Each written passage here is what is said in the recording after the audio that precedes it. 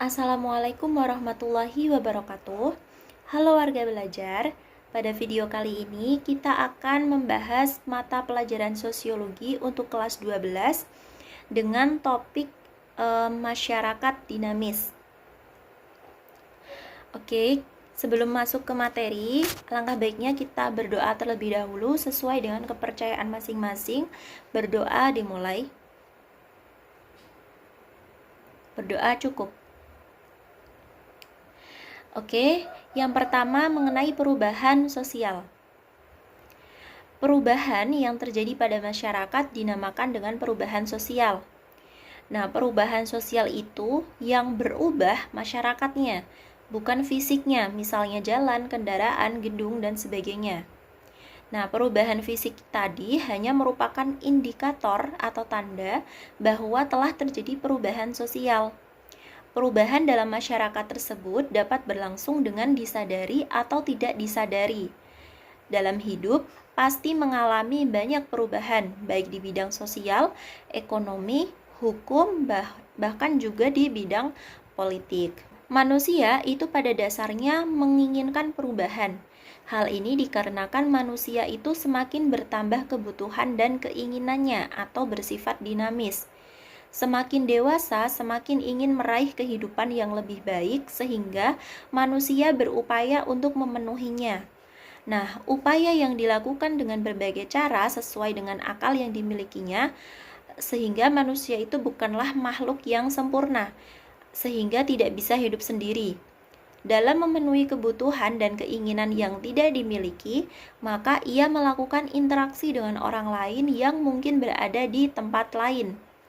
Dapat dikatakan bahwa manusia itu tidak bisa berdiam di satu keadaan atau stuck di suatu keadaan. Dengan demikian, jika manusia selalu berubah, maka masyarakat pun ikut berubah. Para sosiolog memberikan klasifikasi terhadap masyarakat sebagai masyarakat statis dan dinamis. Namun, yang dimaksud masyarakat statis di sini adalah masyarakat yang masih sedikit sekali mengalami perubahan dan walaupun ada berjalan secara lambat. Artinya, di dalam masyarakat statis tetap mengalami perubahan. Adapun masyarakat dinamis adalah masyarakat yang mengalami berbagai perubahan yang cepat. Oleh karena itu, perubahan ini tidak dapat dihindari. Perubahan yang terjadi itu dapat juga disebabkan oleh interaksi antar individu.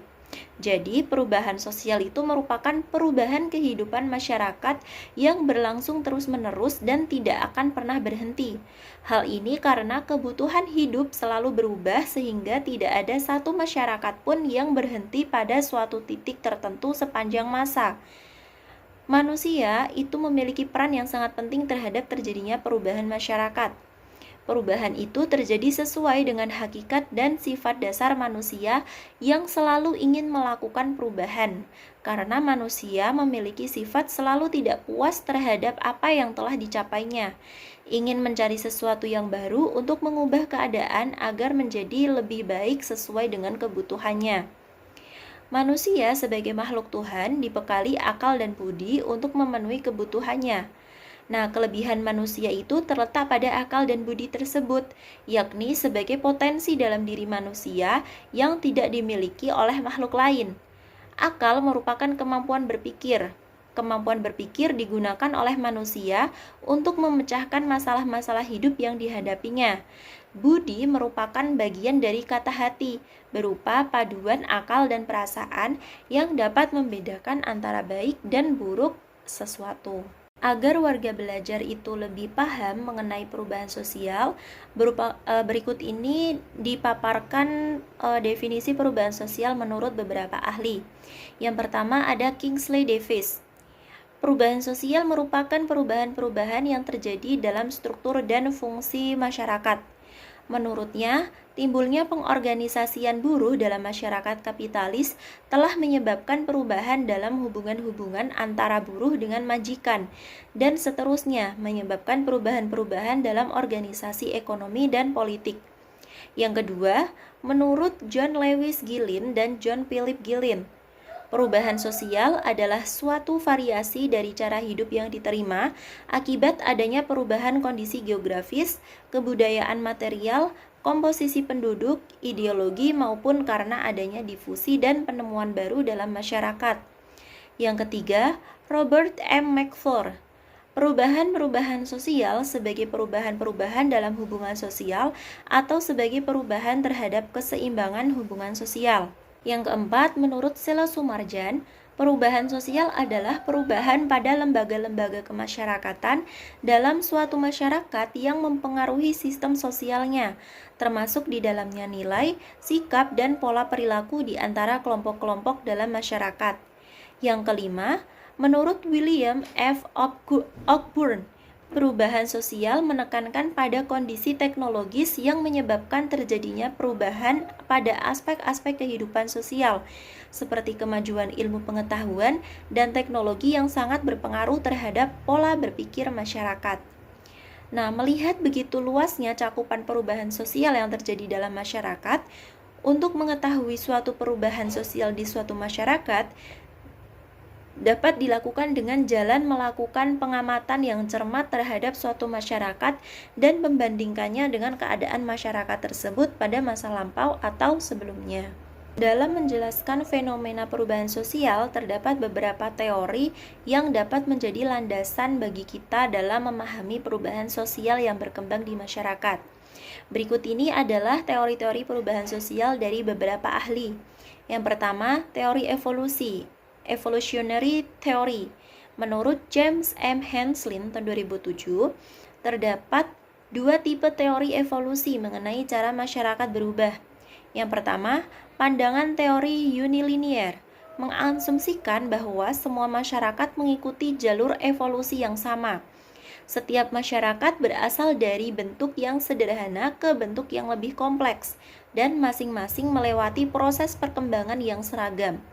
Salah satu dari teori ini yang pernah mendominasi pemikiran Barat adalah teori evolusi dari Lewis Morgan, yang menyatakan bahwa semua masyarakat berkembang melalui 3 tahap, yakni kebuasaan, barbarisme, dan peradaban.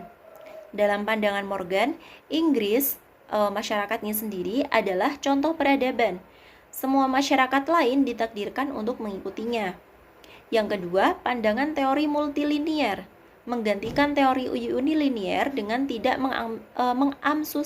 mengamsusikan bahwa semua masyarakat mengikuti urutan yang sama. Artinya, meskipun jalurnya mengarah ke industrialisasi, masyarakat tidak perlu melewati urutan tahapan yang sama seperti masyarakat yang lain. Inti teori evolusi, baik yang unilinier maupun multilinier, ialah asumsi mengenai kemajuan budaya, di mana kebudayaan Barat dianggap sebagai tahap kebudayaan yang maju dan superior. Namun, ide ini terbantahkan dengan semakin meningkatnya apresiasi terhadap kayanya keanekaragaman dari kebudayaan suku bangsa di dunia. Di samping itu, masyarakat Barat sekarang berada dalam krisis, misalnya rasisme, perang, terorisme, dan lain-lain, dan tidak dianggap berada di puncak kebudayaan manusia. Yang kedua, teori siklus, cyclical theory. Menurut P.B. Horton dan Hahn tahun 1992, dalam bukunya yang berjudul Sosiologi, para penganut teori siklus juga melihat adanya sejumlah tahapan yang harus dilalui oleh masyarakat. Tetapi mereka berpandangan bahwa proses perubahan masyarakat bukannya berakhir pada tahap terakhir yang sempurna, tetapi berlanjut menuju tahap kepunahan dan berputar kembali ke tahap awal untuk peralihan selanjutnya. Beberapa dari penganut teori siklus tersebut dipaparkan sebagai berikut. Yang pertama, menurut pandangan seorang ahli filsafat Jerman bernama Oswald Spengler, setiap peradaban besar mengalami proses pentahapan kelahiran, pertumbuhan, dan keruntuhan. Yang kedua, menurut Pitirim Sorokin, seorang ahli sosiologi Rusia, berpandangan bahwa semua peradaban besar berada dalam siklus 3 sistem kebudayaan yang berputar tanpa akhir, yang meliputi kebudayaan ideasional, kebudayaan idealistis, dan kebudayaan sensasi. Yang ketiga, menurut Arnold Toynbee, seorang sejarawan Inggris juga menilai bahwa peradaban besar berada dalam siklus kelahiran, pertumbuhan, keruntuhan, dan kematian. Menurutnya, peradaban besar muncul untuk menjawab tantangan tertentu, tetapi semuanya telah punah terkecuali peradaban barat, yang dewasa ini juga tengah beralih menuju ke tahap kepunahannya. Yang ketiga, teori fungsionalis teori. Penganut teori ini memandang setiap elemen masyarakat memberikan fungsi terhadap elemen masyarakat lainnya. Perubahan yang muncul di suatu bagian masyarakat akan menimbulkan perubahan pada bagian yang lain pula. Perubahan dianggap mengacaukan keseimbangan masyarakat. Proses pengacauan itu berhenti pada saat perubahan tersebut telah diintegrasikan ke dalam kebudayaan. Oleh sebab itu, menurut teori ini, unsur kebudayaan baru yang memiliki fungsi bagi masyarakat akan diterima, sebaliknya yang disfungsional akan ditolak. Menurut sosiolog William Cockburn, meskipun unsur-unsur masyarakat saling berhubungan, beberapa unsurnya bisa berubah sangat cepat, sementara unsur yang lain berubah secara lambat, sehingga terjadi apa yang disebut dengan ketertinggalan budaya, yang mengakibatkan terjadinya kejutan sosial pada masyarakat sehingga mengacaukan keseimbangan dalam masyarakat. Menurutnya, perubahan benda-benda budaya, materi, teknologi merupakan perubahan lebih cepat daripada perubahan dalam budaya non-materi dan struktur sosial. Dengan kata lain, kita berusaha mengejar teknologi yang terus berubah dengan mengadaptasi adat dan cara hidup kita untuk memenuhi kebutuhan teknologi. Yang keempat, teori konflik. Menurut pengikut teori ini, yang konstan atau tetap terjadi dalam kehidupan masyarakat adalah konflik sosial, bukannya perubahan. Perubahan hanyalah merupakan akibat dari adanya konflik dalam masyarakat, yakni terjadinya pertentangan antara kelas kelompok penguasa dan kelas kelompok tertindas. Oleh karena konflik sosial berlangsung secara terus-menerus, maka perubahan pun juga demikian adanya. Menurut Karl Marx, konflik kelas sosial merupakan sumber yang paling penting dan berpengaruh dalam semua perubahan sosial. Perubahan akan menciptakan kelompok dan kelas sosial baru. Konflik antar kelompok dan kelas sosial baru tersebut akan melahirkan perubahan berikutnya. Menurutnya, konflik paling tajam akan terjadi antara kelas proletariat dengan kelas bourgeois, yang diakhiri oleh kemenangan kelas proletariat, sehingga terciptalah masyarakat tanpa kelas. Namun, asumsi Marx terhadap terciptanya masyarakat tanpa kelas tersebut sampai saat ini tidak terbukti. Artinya, kehidupan masyarakat tetap diwarnai adanya perbedaan kelas sosial. Selanjutnya, masuk ke faktor perubahan sosial. Yang pertama, faktor-faktor yang menyebabkan terjadinya perubahan sosial. Suatu penyebab seringkali diartikan sebagai suatu fenomena yang diperlukan dan cukup mampu untuk menimbulkan akibat yang bisa diperkirakan. Diperlukan mengandung pengertian bahwa kita tidak akan pernah menemukan suatu akibat tanpa adanya penyebab, dan cukup mampu mengandung pengertian bahwa gejala itu sendiri selalu menimbulkan akibat sebagai sumber akibat. Untuk menelusuri penyebab terjadinya perubahan sosial, perlu mencermati fenomena yang cukup kompleks, namun secara umum dibedakan antara penyebab yang bersumber dari dalam atau internal dan yang bersumber dari luar atau eksternal. Seperti yang dipaparkan oleh James Henslin tahun 2007, yaitu penyebab perubahan yang bersumber dari dalam atau internal. Yang pertama, bertambah dan berkurangnya penduduk. Bertambahnya penduduk yang sangat cepat di Pulau Jawa menyebabkan terjadinya perubahan dalam struktur masyarakat, terutama dalam lembaga-lembaga kemasyarakatan. Sedangkan berkurangnya penduduk dapat disebabkan karena penduduk berpindah ke daerah lain. Nah, kondisi ini dapat mengakibatkan kekosongan dalam bidang pembagian kerja dan stratifikasi sosial, sehingga mempengaruhi lembaga-lembaga kemasyarakatan. Yang kedua, penemuan baru. Penemuan baru dibedakan dalam pengertian discovery dan invention. Discovery adalah penemuan unsur kebudayaan yang baru, baik berupa alat ataupun yang berupa gagasan yang diciptakan oleh seorang individu atau serangkaian ciptaan para individu. Discovery baru menjadi invention apabila masyarakat sudah mengakui, menerima, serta menerapkan atau menggunakan penemuan baru tersebut. Misalnya, dalam proses penemuan mobil, rangkaian proses penemuan, pengembangan, dan persebaran suatu hasil kebudayaan baru tersebut, serta cara-cara unsur kebudayaan baru tadi diterima, dipelajari, dan akhirnya dipakai dalam masyarakat, dinamakan sebagai innovation. Di dalam kehidupan yang masyarakat dapat ditemukan beberapa faktor pendorong yang memunculkan penemuan-penemuan baru, antara lain kesadaran individu akan kekurangan dalam kebudayaan, peningkatan kualitas oleh para ahli dalam suatu kebudayaan, dan adanya perangsang bagi aktivitas-aktivitas penciptaan dalam masyarakat.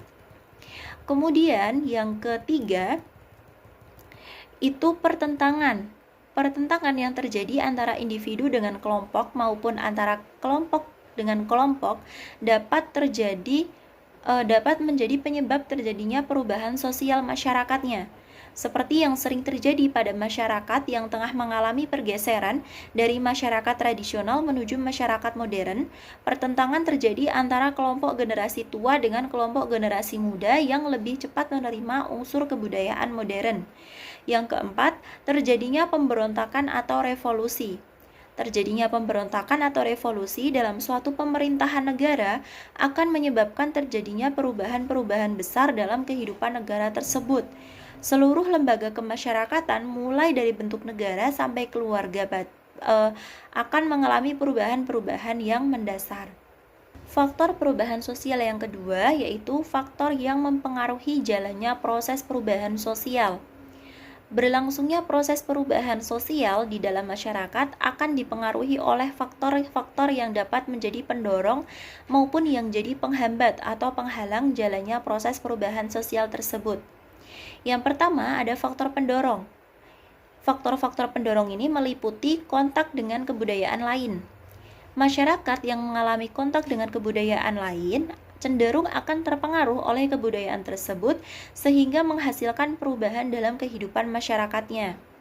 Proses tersebut berlangsung melalui difusi, yaitu proses penyebaran unsur kebudayaan ke individu atau masyarakat lain. Yang kedua, sistem pendidikan formal yang maju. Pendidikan akan memberikan nilai tertentu kepada manusia, terutama dalam membuka pikirannya, menerima hal baru maupun cara berpikir secara ilmiah. Yang ketiga, sikap menghargai hasil karya seseorang dan keinginan untuk maju. Sikap positif masyarakat terhadap berbagai karya yang dihasilkan oleh anggota masyarakatnya merupakan indikasi bahwa masyarakat tersebut ingin maju lewat karya-karya baru warganya. Kenyataan ini dapat mendorong masyarakat untuk selalu berprestasi melalui berbagai penemuan baru lewat hasil karya mereka yang diharapkan dapat membawa perubahan dan kebaikan dalam kehidupan masyarakatnya. Yang keempat, toleransi terhadap perbuatan menyimpang yang bukan merupakan delik atau pelanggaran hukum.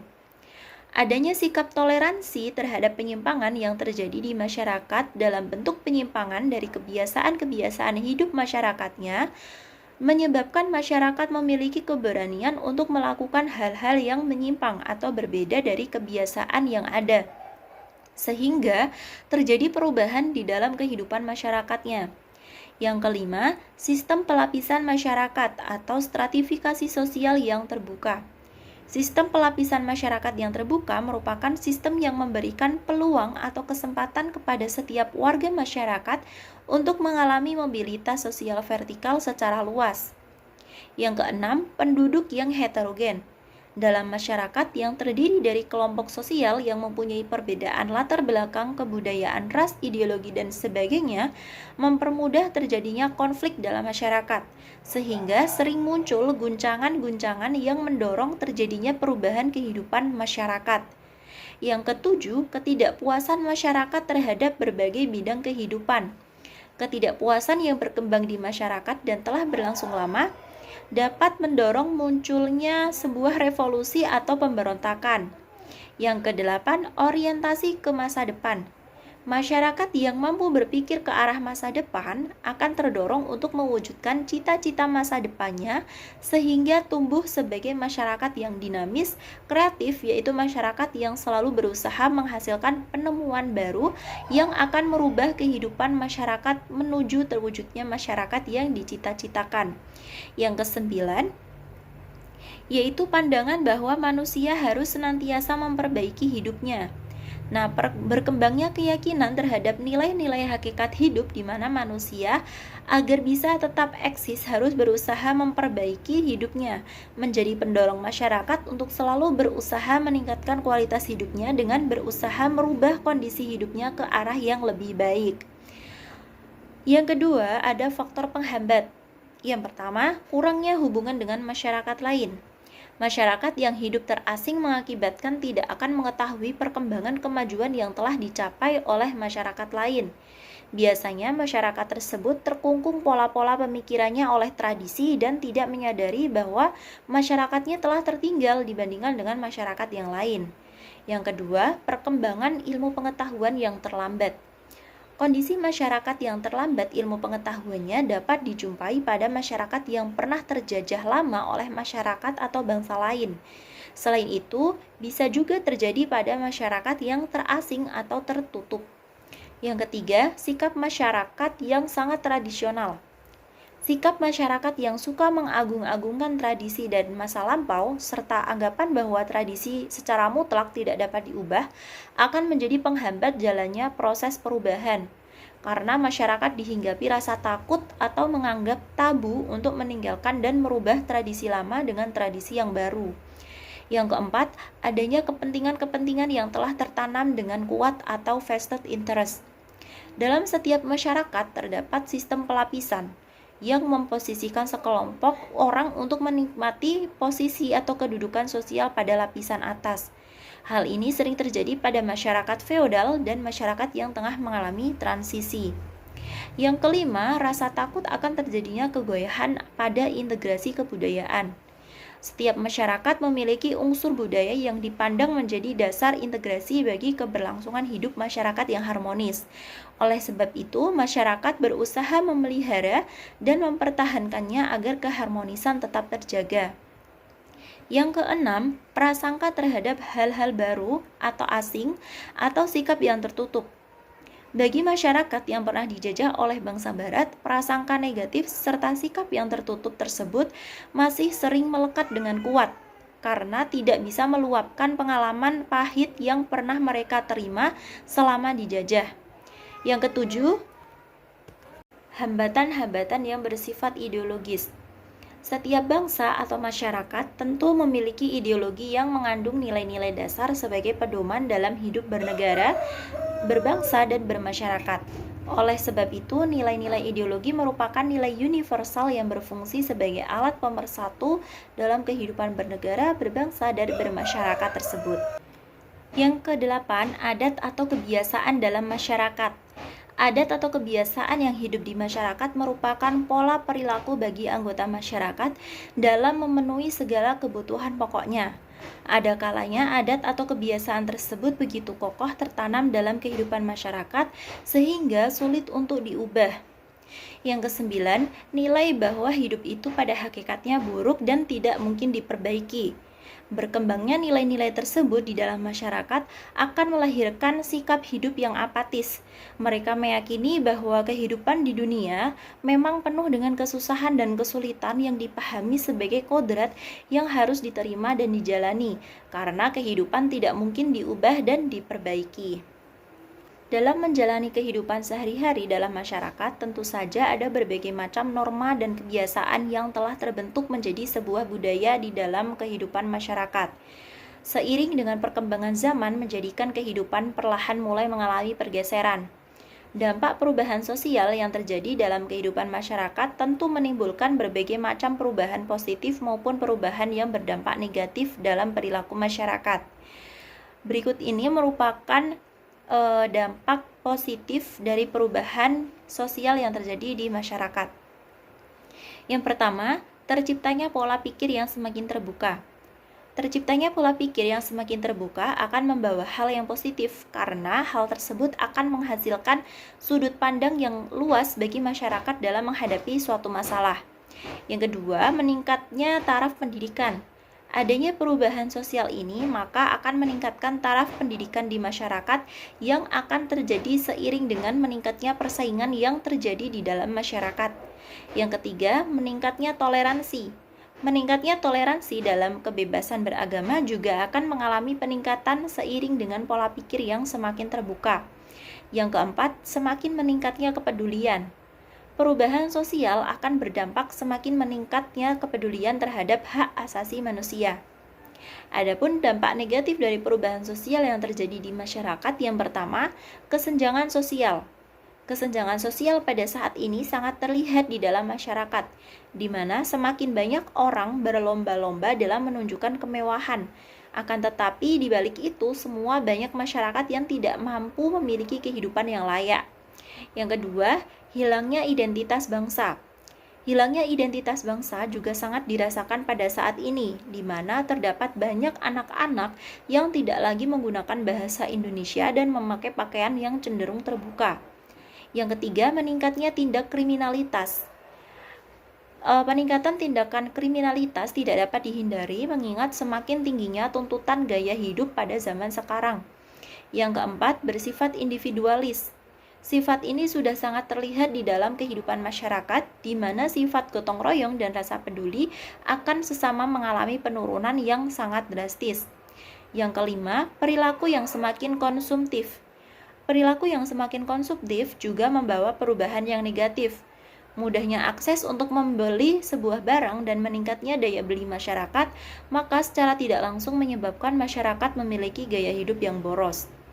Perubahan-perubahan yang terjadi dalam kehidupan masyarakat sebagian besar disebabkan oleh kehidupan yang semakin modern. Pada era globalisasi masa kini, oleh sebab itu, kebijaksanaan dalam memanfaatkan teknologi yang semakin hari semakin canggih sangat diperlukan. Dilihat dari penyebabnya. Perubahan sosial yang terjadi di dalam kehidupan masyarakat disebabkan oleh banyak faktor. Di antaranya yang pertama, perubahan yang tidak dikehendaki.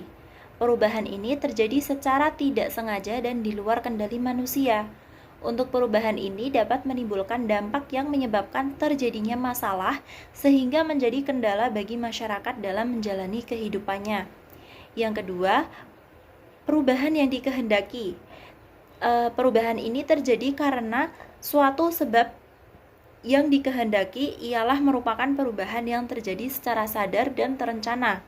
Untuk perubahan ini biasanya dibentuk dan disusun secara terencana oleh pihak yang menghendaki adanya perubahan tersebut.